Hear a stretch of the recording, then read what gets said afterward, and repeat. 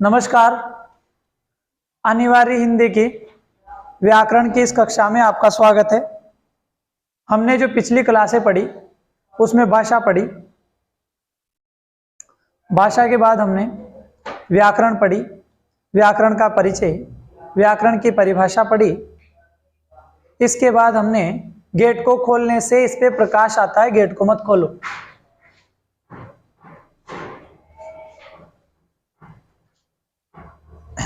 आज हम लिपि की कक्षा शुरू करने जा रहे हैं। इसमें हम लिपि की परिभाषा पढ़ेंगे, देवनागरी लिपि का विकास कैसे हुआ, उद्भव कैसे हुआ, देवनागरी लिपि का प्रयोग किन किन भाषाओं में किया जाता है, देवनागरी लिपि की क्या क्या विशेषताएं हैं। इसी से रिलेटेड हमारे बोर्ड के पेपर में प्रश्न पूछा जाता है, तो हम वह पढ़ने जा रहे हैं। सबसे पहले हम शुरुआत करते हैं लिपि। जैसे लिपि का टॉपिक खत्म होगा, हम भाषा, व्याकरण और लिपि तीनों का 5-10 मिनट में पूरा रिवीजन कर लेंगे। पहले हम लिपि पूरी करें, क्योंकि समय का ध्यान रखना जरूरी है। पहले लिपि पूरी कर लेते हैं, उसके बाद तीनों टॉपिक का एक साथ रिवीजन कर लेंगे। तो हम शुरू कर रहे हैं लिपि। आज हमारा टॉपिक क्या है? शाबाश। हमारा टॉपिक क्या है? देखिए, जो लिखित ध्वनि संकेत होते हैं उसे लिपि कहा जाता है। हम कोई बात बोलते हैं तो मौखिक भाषा है, परंतु जब तक उन मौखिक शब्दों हम लिखते नहीं हैं और वह तब तक लिखित नहीं होगा। और लिखने के लिए जिसका सहारा लिया जाएगा वो होगी लिपि। क्या होगी? लिपि। ठीक है, बोलो। लिखित ध्वनि संकेतों को लिपि कहा जाता है।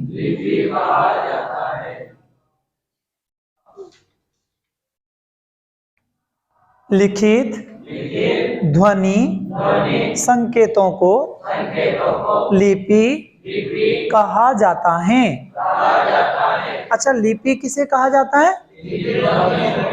अगर हमारे बोर्ड के पेपर में प्रश्न पूछा जाए कि लिपि किसे कहते हैं, तो उत्तर क्या आएगा? लिखित ध्वनि के संकेतों को लिपि कहा जाता है। अब एक प्रश्न यहां बनता है कि यार ये ध्वनि क्या है? ये ध्वनि दिख रहा है ना। अगर प्रश्न पूछा जाए ध्वनि क्या है, तो ध्वनि किसे कहते हैं? हमारे मुंह से निकलने वाली प्रत्येक स्वतंत्र आवाज को ध्वनि कहा जाता है। हमारे मुंह से निकलने वाली प्रत्येक स्वतंत्र आवाज को ध्वनि कहा जाता है। प्रत्येक स्वतंत्र आवाज को क्या कहा जाता है? ध्वनि। और ध्वनि भाषा की सबसे छोटी से छोटी कौन सी इकाई होती है? मौखिक इकाई। मौखिक इकाई। ठीक है, तो लिखित ध्वनि संकेतों को क्या कहा जाता है? शाबाश। अगर बोर्ड के पेपर में प्रश्न पूछा जाए लिपि किसे कहते हैं, तो आपका उत्तर क्या होगा?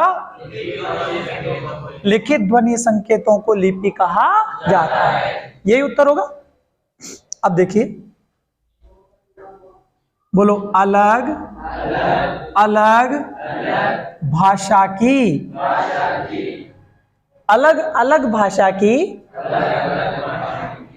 अलग अलग लिपि होती है। अलग अलग भाषा की अलग अलग लिपि होती है। क्या एक ही लिपि होती है? क्या नहीं, अलग अलग भाषाओं की अलग अलग लिपियां होती हैं। जैसे, ध्यान से देखिए और समझ समझ के पढ़िए।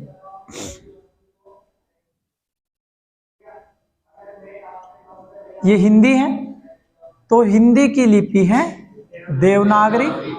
कौन सी लिपि है? देवनागरी। ये तो होगी भाषा। क्या होगी? भाषा। और ये क्या है? शाबाश। ये क्या है? भाषा। और ये लिपि। तो हिंदी की लिपि क्या है? देवनागरी। अब आपसे प्रश्न पूछा जाए हिंदी में किस लिपि का प्रयोग किया जाता है? देवनागरी। किस लिपि का? चले आगे आगे बढ़ते।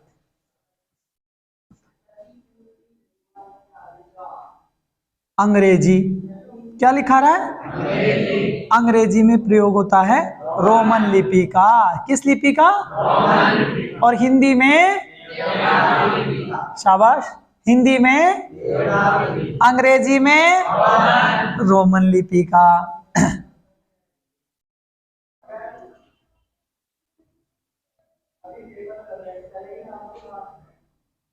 उर्दू में फारसी लिपि का। उर्दू में किसका?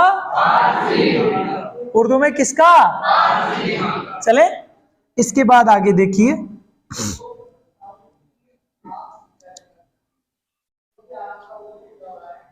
पंजाबी। किसमें? पंजाबी में गुरुमुखी का। पंजाबी में किसका? गुरुमुखी लिपि। किस लिपि का? अब ध्यान दीजिए, अलग अलग भाषा की अलग अलग लिपि होती हैं। हिंदी की लिपि कौन सी है? शाबाश। और अंग्रेजी की? उर्दू की? पंजाबी की? और हमारे सिलेबस में कौन सी लिपि है? देवनागरी। हमारे सिलेबस में कौन सी लिपि है? देवनागरी लिपि। कौन सी लिपि है? बढ़े आगे। देवनागरी लिपि का प्रयोग। देवनागरी लिपि का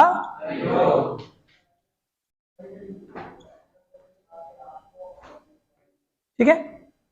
अब देवनागरी लिपि का प्रयोग किन किन में किया जाता है देखिए। हिंदी में, संस्कृत में, नेपाली में। आराम से देखिए, घबराइए। नेपाली में मायने ये नहीं रखता कि हमने कितना पढ़ा है, मायने ये रखता है कि हमको उसमें से कितना याद है। कम पढ़ो, अच्छा सीखो। हमारा एक ही लक्ष्य होना चाहिए कि हम जो पढ़ रहे हैं वो हमें समझ में आना चाहिए, अन्यथा वो पढ़ना किसी काम का नहीं। हिंदी, संस्कृत, नेपाली, कोंकणी, मराठी, अपभ्रंश, प्राकृत आदि में, आदि मतलब और भी, आदि में देवनागरी लिपि का प्रयोग किया जाता है। प्रयोग किया जाता है। ध्यान दीजिएगा, हम क्या पढ़ रहे हैं और हमारे सिलेबस में कौन सी लिपि है? शाबाश। हम क्या पढ़ रहे हैं और हमारे सिलेबस में कौन सी लिपि है? देवनागरी लिपि। तो हमें सबसे पहले तो लिपि की परिभाषा याद होना जरूरी है। तो लिपि किसे कहते हैं? लिखित ध्वनि संकेतों को लिपि कहा जाता है। फिर हमने पढ़ा कि अलग अलग भाषा की अलग अलग लिपि होती है। ठीक है। जैसे हिंदी की कौन सी होगी? देवनागरी। अंग्रेजी की कौन सी है? शाबाश। उर्दू की कौन सी है? और पंजाबी की कौन सी है? फिर हमने पढ़ा देवनागरी लिपि का प्रयोग। देवनागरी लिपि का किस भाषा में किया जाता है? और संस्कृत। अब आप है ना संस्कृत बोलते हो, करत करत नहीं है, संस्कृत। अशुद्धियां तो हम करते हैं। हिंदी, संस्कृत, नेपाली, कोंकणी, मराठी, अपभ्रंश, प्राकृत आदि में देवनागरी लिपि का प्रयोग किया जाता है। किस लिपि का? तो अब हम अगला टॉपिक जो हम डालेंगे वो डालेंगे देवनागरी लिपि। हमने लिपि का परिचय सीख लिया। अब हम क्या सीखेंगे? देवनागरी लिपि। क्या सीखेंगे? तो मैं 1 मिनट के लिए हटता हूं, आप इसका स्क्रीनशॉट ले लें।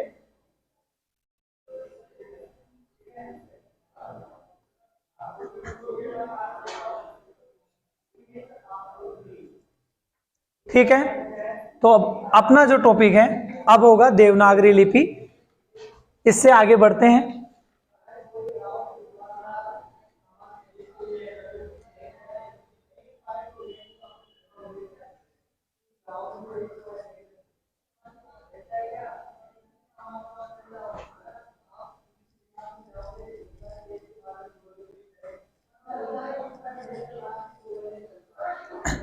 अब हम क्या पढ़ेंगे?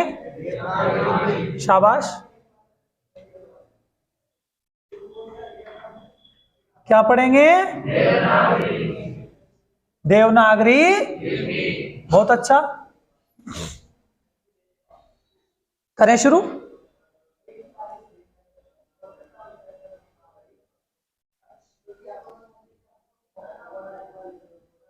भारत में 2 प्राचीन लिपियां थी।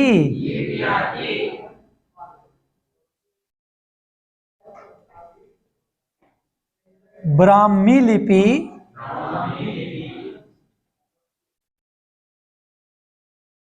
और खरोष्ठी लिपि। ब्राह्मी लिपि और खरोष्ठी। पहली कौन सी थी? दूसरी? आगे बढ़ते हैं, बोलो। आगे चलकर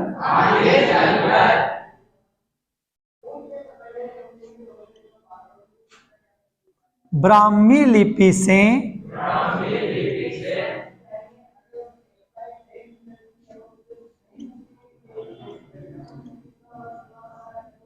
देवनागरी लिपि का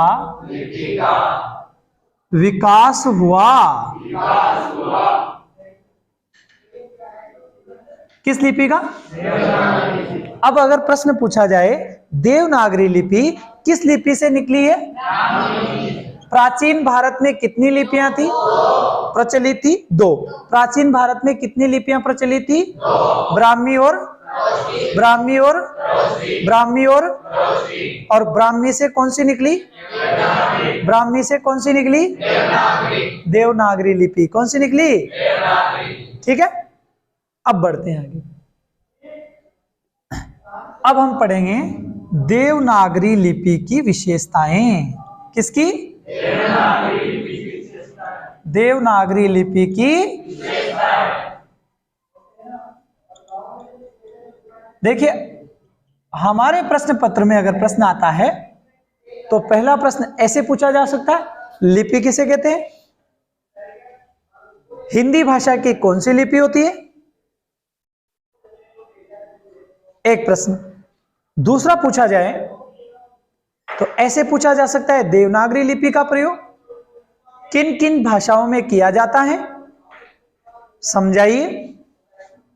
अगर तीसरा प्रश्न पूछा जाए तो ऐसे पूछा जा सकता है, देवनागरी लिपि का विकास किस लिपि से हुआ? चौथा प्रश्न पूछा जाए तो ऐसे पूछा जा सकता है, देवनागरी लिपि की कोई 5 विशेषताएं बताइए। या अगर वो सीमा फिक्स ना करें तो ऐसे दे सकता है, देवनागरी लिपि की विशेषताएं बताइए। वो 5 हटा देगा, डायरेक्ट दे देगा देवनागरी लिपि की विशेषताएं बताइए। देवनागरी लिपि में क्या क्या विशेषताएं होती है? प्रश्न किसी भी तरह से आए, हमें तो प्रश्न का उत्तर देने के लिए तैयार रहना है, क्योंकि हमारा कर्म ही यही है, हम कार्य ही यही कर रहे हैं। हम इन चीजों को पढ़िए काय के लिए रहे हैं ताकि हम प्रश्न का उत्तर सही से दे सकें। हम टाइम को बर्बाद तो कर नहीं रहे, हम अध्ययन काय के लिए कर रहे हैं, ताकि जो बोर्ड प्रश्न पत्र में जो प्रश्न पूछा जाए उसको हम अच्छी तरह से कर सकें। इसलिए हम टाइम वेस्ट कर रहे हैं, अन्यथा हम बेकार तो नहीं कर रहे। तो चलें अब हम पढ़ते हैं देवनागरी लिपि की विशेषताएं। किसकी विशेषताएं पढ़ेंगे? एक काम करते हैं, विशेषताएं ज्यादा हैं, यहां नहीं आएगी तो आप यहां तक का स्क्रीनशॉट ले लें, ताकि फिर शुरू से अपन पूरी विशेषताएं लिख दें। 1 मिनट के लिए मैं हटूं, यहां तक का स्क्रीनशॉट ले लें।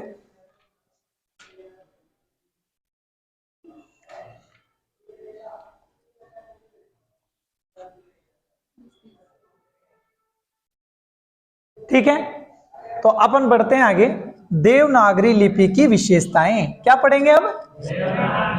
अच्छा, देवनागरी लिपि है ना, किससे विकसित हुई?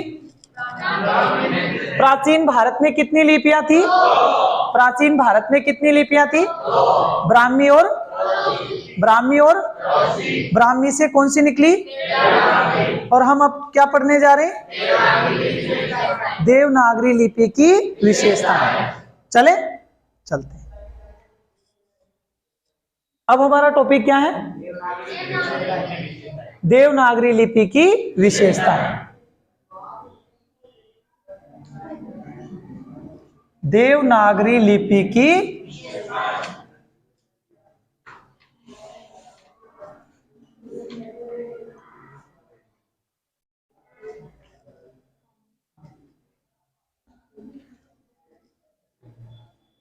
चले, हमारा टॉपिक क्या है? देवनागरी लिपि की विशेषताएं। करते हैं शुरुआत।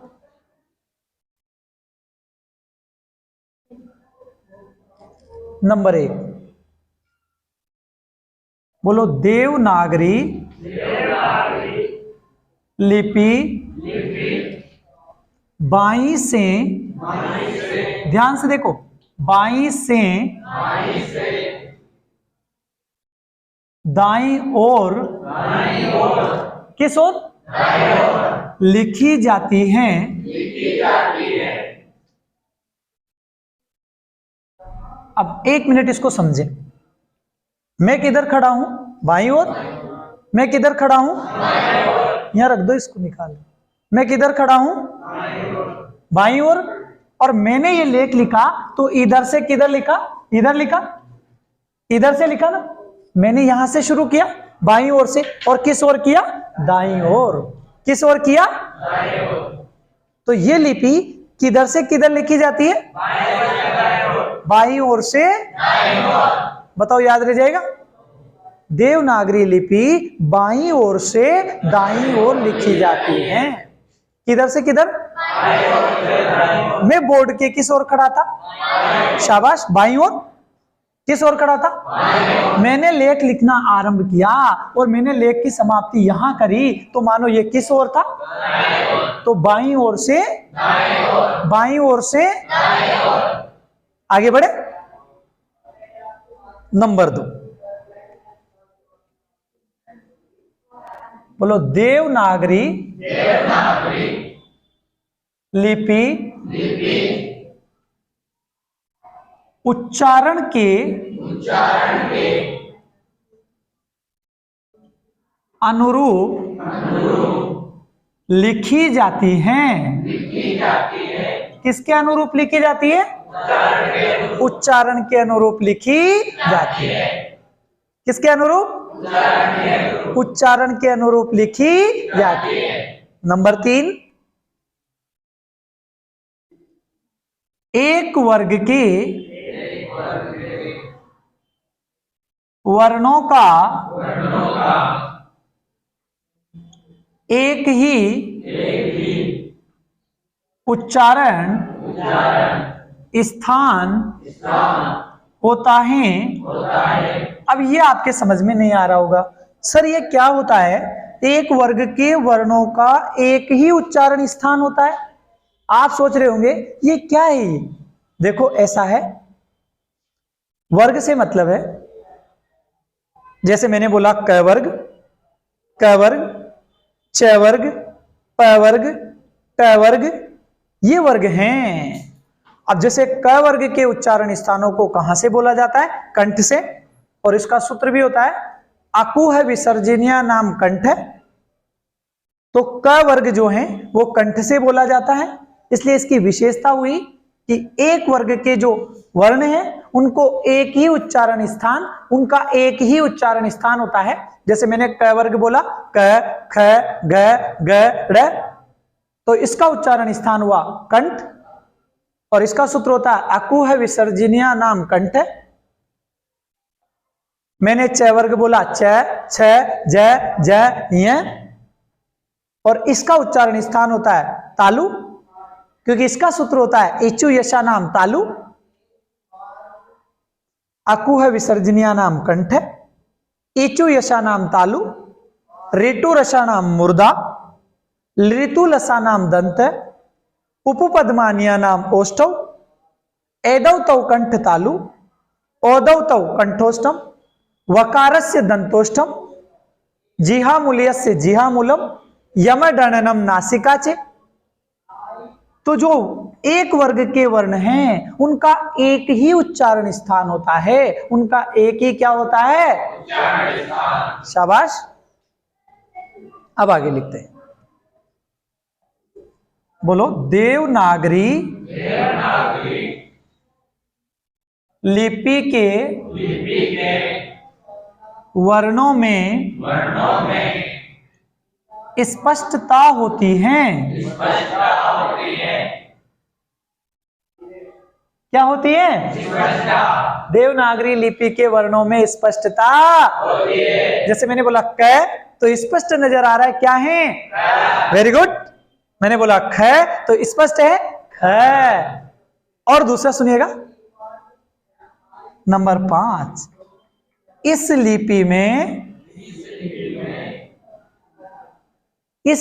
में जैसा बोला जाता है, जैसा बोला जाता है वैसा ही लिखा जाता है, वैसा ही लिखा जाता है। जैसा बोला जाता है वैसा ही लिखा जाता है। किस लिपि में? मैंने बोला राम, तो राम ही लिखा जाता है। क्या उसको श्याम लिखते हैं क्या? नहीं। मैंने बोला राधा खाना खाती है, तो उसको ऐसे लिखेंगे राधा खाना खाती। जैसा बोला जाता है वैसा ही लिखा जाता है। मैंने बोला सीता, तो सीता ही लिखा जाता है। इस लिपि की विशेषता होती है कि इसमें जैसा बोला जाता है वैसा ही लिखा जाता है। किस लिपि में? किस लिपि में? जैसा बोला वैसा ही लिखा। शाबाश। अभी तक हमने कितनी विशेषता पढ़ी? कितनी पढ़ी? आगे बढ़ते हैं। नंबर 6, इस लिपि के वर्ण गोलाई युक्त होते हैं। कैसे होते हैं? गोलाई युक्त, आकार में गोलाई युक्त होते हैं। अपन लिखते हैं ना, जैसे देखो इधर अपन लिखते हैं ना, देखो ध्यान से,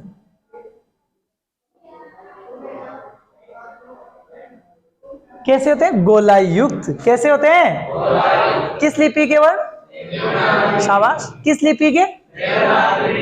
गोलाई युक्त होते हैं। और जैसा बोला जाता है वैसा, जैसा बोला जाता है। और वर्ण कैसे होते हैं? गोलाई युक्त। कैसे होते हैं?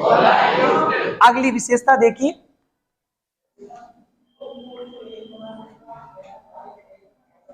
इस लिपि में वर्णों के ऊपर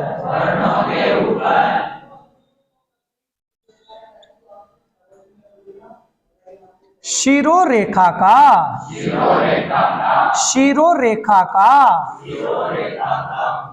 प्रयोग किया जाता है। शिरोरेखा का प्रयोग किया, शिरोरेखा का क्या किया जाता है? एक मिनट रुकिए। अब ये आप सोच रहे होंगे सर ये क्या होता है, ये शिरोरेखा क्या होती है? ध्यान दें, ध्यान दें। मैंने लिखा र, आ की मात्रा लगाई, मैं, राम। अब ये राम ऐसे लिख दिया, पर इसके ऊपर जो रेखा खींची जाती है उसे कहते हैं शिरोरेखा। क्या कहते हैं? शिरोरेखा। तो देवनागरी लिपि में वर्णों के ऊपर क्या लगाई जाती है? शिरोरेखा। देखिए जैसे, और देखिए, मैंने लिखा, ध्यान दीजिए, मैंने लिखा ये आ, ठीक है, ठीक है, वर्ण है, एक स्वर है। अब यहां देखिए स्वर वर्ण है, इसके ऊपर क्या लगाई मैंने? शिरोरेखा। क्या लगाई? शिरोरेखा। Very good. मैंने लिखा कह, क्या लिखा? इसके ऊपर क्या लगाई? शिरोरेखा। ठीक है ना? क्या अंग्रेजी में शिरोरेखा लगती है क्या? नहीं। रोमन में लगती है क्या? नहीं। कहां लगती है? उसमें, उसमें ऐसे लगा दोगे क्या? तो आप लिख रहे हो, ये अंग्रेजी में लिख रहे हो, उसके ऊपर ऐसे करते हो क्या आप? नहीं। देवनागरी लिपि की विशेषता होती है कि इसमें वर्णों के ऊपर क्या लगाई जाती है? जैसे आप कहते हो ना माथो बांध दियो, खाए बांध दियो, कहते हैं ना अपन। हाँ, चले आगे। अब आगे कहां चले? यहां तो बोर्ड भर गया, तो अपन इसको पहले आप है ना इसको समझ ले, इसके बाद फिर और लिखा दे। देखिए सबसे पहले लिखा देवनागरी लिपि बाईं से, मैं किधर खड़ा हूं? मैं किधर खड़ा हूं? बाईं ओर। मैंने यहां से लिखना शुरू किया था, इधर देखो, और किधर की ओर लिखा? तो बाईं ओर से लिखी, आगे बढ़े। देवनागरी लिपि उच्चारण के अनुरूप लिखी जाती है, उच्चारित किया जाता है वैसे ही लिखा जाता है। एक वर्ग के वर्णों का एक ही उच्चारण स्थान होता है। ठीक है? देवनागरी लिपि के वर्णों में क्या होती है? अब यहां देखो, बाईं से, याद कैसे रखोगे? बाईं से, बाईं से, बाईं से, उच्चारण के अनुरूप लिखी, उच्चारण के अनुरूप लिखी। एक वर्ग के वर्णों का एक ही उच्चारण स्थान, वर्णों में क्या होती है? मैं कह रहा हूं ना, वर्णों में क्या होती है? और इधर देखो, जैसा बोला जाता है, और जैसा बोला जाता है। वर्ण कैसे होते हैं? वर्ण कैसे होते हैं? और ऊपर किस क्या लगाया जाता है? शिरोरेखा का प्रयोग किया जाता है। ठीक है, हमने कितनी विशेषता पढ़ ली है? एक दो और जो बच रही वो और पढ़ते हैं। तो आप ऐसा कीजिए, मेरे पास डिजिटल बोर्ड तो है नहीं, तो आप तो ऐसा कीजिए, इस मैं हटूं, इसका स्क्रीनशॉट ले लीजिएगा, और इसके बाद फिर मिटा के अपन आगे पढ़ेंगे।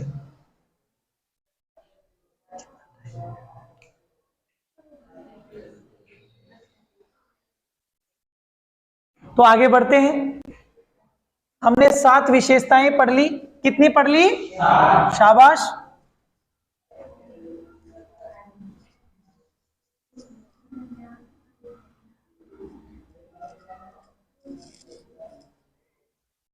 देखिए अब कौन सी चल रही है अपने?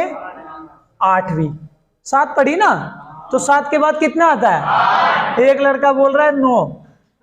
7 के बाद मैंने तो कभी नहीं सुना 9 आता है। 7 के बाद तो 8 ही आता है। पर जमाना क्या है? जमाना ही ऐसा है। जमाना में अपन कहे ना कि एक एक कितना होता है, तो एक कहता है कि 2, और दूसरे से पूछे तो 11। उससे लड़ भी नहीं सकते, वो सीधा सीधा कहेगा कि देख 1 और 1 2। तो दूसरे से पूछे कि एक एक कितना होता है, वो कहेगा 1 और 1 11। तो अपन कैसे उसका जवाब दें? जमाना ही ऐसा है साहब। जमाना खराब है, किसी को नहीं छोड़ता, चाहे आप कितने अच्छे हों, पर आपको अगर आपके पीछे जमाना पड़ गया तो आपको बिगाड़ के रहेगा। आप सीधे चलेंगे तो लोग कहेंगे इतरा रहा है, और आप थोड़ा है ना ऐसे चलने लग जाओगे स्टाइल में, तो कहेंगे कि बहुत अकड़ आ गई इसके, बहुत अकड़ आ गई इसके, बहुत घमंड आ गया। और आप अगर बिल्कुल सिंपल चलने लग जाओगे ऐसे नीचे गर्दन झुका के, तो जमाना क्या कहेगा पता है? अरे गए इसको तो ना गए, खुद ही खुद दिख रहा है, जमाना वमाना नहीं दिख रहा है इसको। पागल हो गया है तो, इसको तो खुद ही खुद दिख रहा है, नीचे नीचे देखता है, जमाने को देख तो मतलब दूसरे पे तो नजर ही नहीं डाल रहा है। चौकन्ना हो गया क्या तो चले, जमाना किसी का सगा नहीं है। चलते हैं आगे। देखो अपना ध्यान भटक जाएगा, फिर बढ़ते हैं। देवनागरी लिपि की विशेषता पढ़ रहे हैं। कितनी पढ़ ली है? हाँ, अब उत्तर सही है। और अब कौन सी चलेगी? 8। 7 के बाद कितना आता है? हाँ, चलते हैं। चले, बोलो। यह संपूर्ण लिपि, यह संपूर्ण लिपि स्वरों व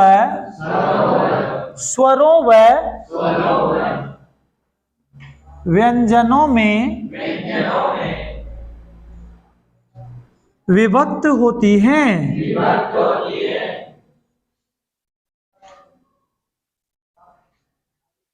विभक्त होती है। ये अपना अकलेरा है साहब। यहां लोगों को कहते हैं ना अपन कि ऐसे चल, तो वैसे नहीं चलता। मैं रात में जा रहा था बाइक से, तो लोग तो ये चलते भी ऐसे जो पता नहीं चलता इंडिकेटर किधर का देते हैं, घूमते किधर को है। इंडिकेटर तो दे रहे हैं कि मुझे दाईं तरफ मुड़ना है, तो मैं दाईं तरफ, वो दाईं तरफ मुड़ना था तो मुझे बाईं तरफ मुड़ा, और अचानक उसने तो दाईं तरफ पे इंडिकेटर चल रहा है, बाईं तरफ मुड़ गया। मैंने पूछा रे भाई ये क्यों? तो क्या बोला पता है कि मेरी मर्जी, इंडिकेटर किधर गई चलो, मर्जी तो मेरी चलेगी। गाड़ी का क्या है, इंडिकेटर तो किधर का भी चल सकता है। तो भाई साहब ये अकलेरा है।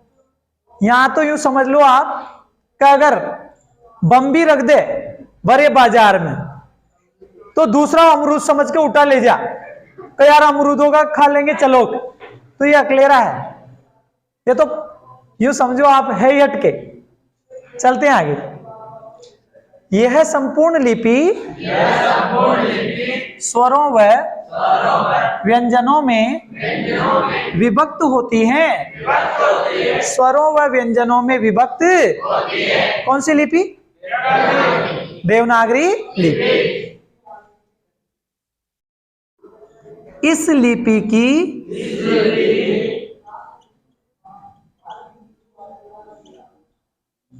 ध्वनियों में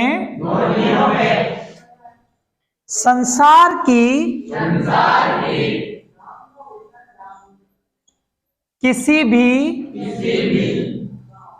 भाषा को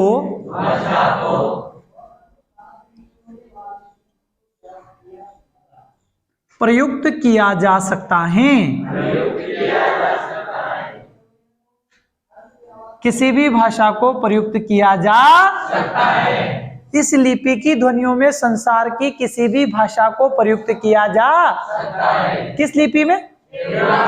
किस लिपि में? देवनागरी लिपि में संसार की किसी भी भाषा को प्रयुक्त किया जा सकता है। तो देवनागरी लिपि की जो ध्वनियां हैं, उन ध्वनियों में संसार की किसी भी लिपि को प्रयुक्त किया जा सकता है। ठीक है,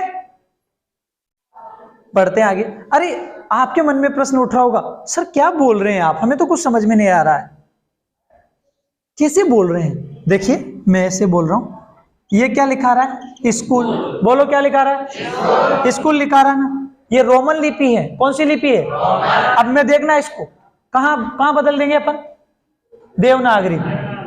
स्कूल। नहीं समझे क्या?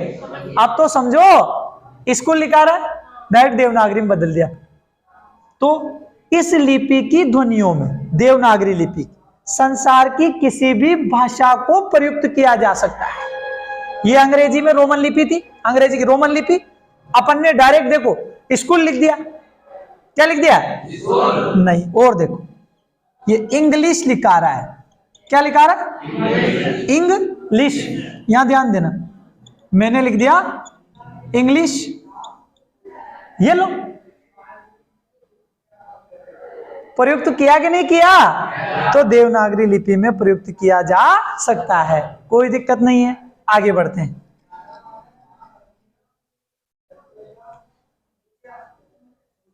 बोलो, इस लिपि में अनुनासिक व अनुस्वार का निश्चित चिन्ह होता है। देखिए मैंने यहां ऐसे लिखा चिन्ह, बहुत सारे बच्चे समझेंगे कि गलत लिख दिया, ये तो चिन्ह है। नहीं, ये शुद्ध है, शुद्ध है। ठीक है, इस लिपि में अनुनासिक व अनुस्वार का निश्चित चिन्ह होता है। ठीक है, निश्चित क्या होता है? चिन्ह। और देखिए, बोलो, इस लिपि के वर्णों में वैज्ञानिकता होती है।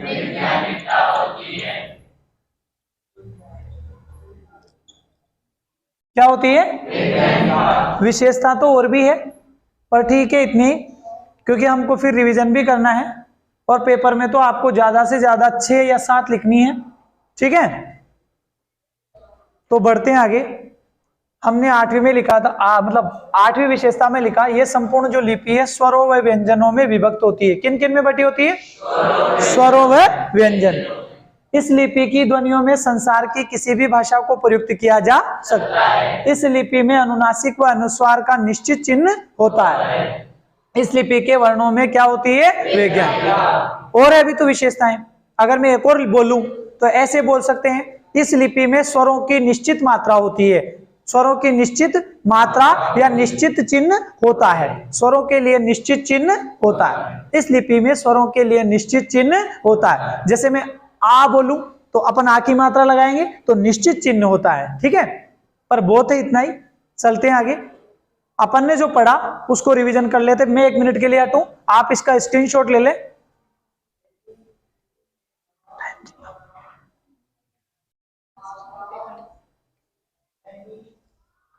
ठीक है, तो भाषा की विशेषताएं पूरी हो चुकी है।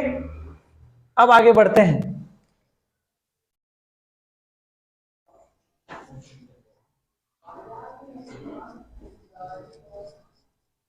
अभी तक हमने जो पढ़ा उसको एक बार रिवीजन करते हैं पूरा का पूरा। लिपि टॉपिक भी आज खत्म हो चुका है। अब हम कल जो पढ़ेंगे, कल अपन अलंकार का टॉपिक पढ़ लेंगे या फिर शब्द शक्ति का पढ़ लेंगे। दोनों में से कोई सा भी एक टॉपिक पढ़ लेंगे। देखिए, सबसे पहले हमने पढ़ा भाषा, फिर हमने क्या पढ़ी? व्याकरण, और फिर हमने पढ़ी लिपि। सिर्फ आपको 5 मिनट समझना है ध्यान से। भाषा में हमने सबसे पहले व्युत्पत्ति पढ़ी। क्या पढ़ी? देखो, व्युत्पत्ति, भाषा शब्द संस्कृत भाषा की भाष धातु से बना है, जिसका अर्थ होता है व्यक्तवाणी। फिर हमने परिभाषा पढ़ी। व्यक्ति अपने विचारों का आदान प्रदान करने के लिए जिस माध्यम का या साधन का प्रयोग करता है उसे भाषा कहते हैं। फिर इसके बाद हमने महत्व पढ़ा भाषा का। भाषा का महत्व पढ़ा।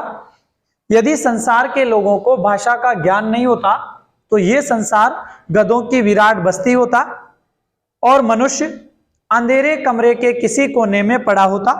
उसे अपने अस्तित्व का कोई ज्ञान नहीं होता। इसलिए भाषा का ज्ञान होना बहुत ही जरूरी है। फिर इसके बाद हमने भाषा के प्रकार पढ़े, और मुख्य रूप से 2 प्रकार होते हैं और सामान्य रूप से जो है 3 प्रकार होते हैं। मौखिक भाषा, लिखित भाषा, सांकेतिक भाषा। जब व्यक्ति बोल करके अपने विचारों का आदान प्रदान करता है तो उसे मौखिक भाषा कहा जाता है। जैसे नेताजी के भाषण सुनकर भारत के लोग जागरूक हो गए। नंबर 2 लिखित भाषा। जब व्यक्ति लिख करके अपने विचारों का आदान प्रदान करता है तो उसे लिखित भाषा कहा जाता है। जैसे राम ने सीता को पत्र लिखा, राधा ने कृष्ण को पत्र लिखा, विद्यार्थी ने उत्तर पुस्तिका में प्रश्नों को हल किया। फिर इसके बाद मैंने पढ़ाई थी सांकेतिक भाषा। जब व्यक्ति अपने विचारों का आदान प्रदान संकेत या इशारे से करता है तो उसे सांकेतिक भाषा कहा जाता है। जैसे ट्रैफिक पुलिस कर्मचारी के द्वारा गाड़ियों को रुकने व चलने का संकेत देना। दूसरा उदाहरण बताया था क्रिकेट मैच में अंपायर के द्वारा निर्णायक मत देना। तीसरा उदाहरण बताया था गाय का रंबाना। चौथा बताया था चिड़िया का चहचहाना। और याद रखें, सबसे क्लिष्ट भाषा सांकेतिक होती है क्योंकि संकेत कभी निश्चित नहीं होते हैं, और सबसे सीधी भाषा मौखिक होती है। ठीक है। इसके बाद हमने भाषा के विविध रूप पढ़े। विविध रूप, सबसे पहले हमने भाषा के विविध रूप में कौन सा रूप पढ़ा था? बोलो। विस्तृत भूभाग में बोली जाने वाली बोली को क्या कहते हैं? फिर हमने कौन सा रूप पढ़ा? सीमित भूभाग में बोली जाने वाली बोली को। फिर हमने क्या पढ़ा था? मातृ, जो हम माँ के मुंह से सीखते हैं उसे क्या कहते हैं? फिर हमने क्या पढ़ा था? राज भाषा। राजभाषा, राज्य का शासन सॉरी यहाँ राज्य भाषा है, राज्य भाषा ना। राज्य का शासन संचालन जिस भाषा में किया जाता है उसे राज्य भाषा कहा। फिर हमने क्या पढ़ा था? राष्ट्र का शासन, संपूर्ण देश के लोगों द्वारा जो भाषा बोली जाती है उसे राष्ट्रभाषा कहा। ठीक है। फिर हमने इकाइयां पढ़ी थी। क्या पढ़ी थी? सबसे पहली इकाई थी ध्वनि, दूसरी इकाई थी वर्ण, तीसरी इकाई थी शब्द, चौथी इकाई थी पद, पांचवी इकाई थी वाक्य। फिर हमने भाषा की विशेषताएं पढ़ी थी। क्योंकि अब टाइम हो चुका है तो मैं जल्दी बोल देता हूं थोड़ा सा। व्याकरण में हमने व्याकरण की उत्पत्ति पढ़ी, व्याकरण की परिभाषा पढ़ी और व्याकरण के अंग पढ़े। और व्याकरण के अंगों में हमने 4 अंग पढ़े। और लिपि हमने आज पढ़ी। हमने सबसे पहले लिपि की परिभाषा पढ़ी, उसके बाद हमने अलग अलग भाषा की लिपियां समझी। फिर हमने देवनागरी लिपि पढ़ी। देवनागरी लिपि का प्रयोग कहां कहां किन किन भाषा में किया जाता है ये पढ़ा। फिर हमने देवनागरी लिपि की विशेषताएं पढ़ी। तो अब समय हो चुका है, कल मिलते हैं। धन्यवाद।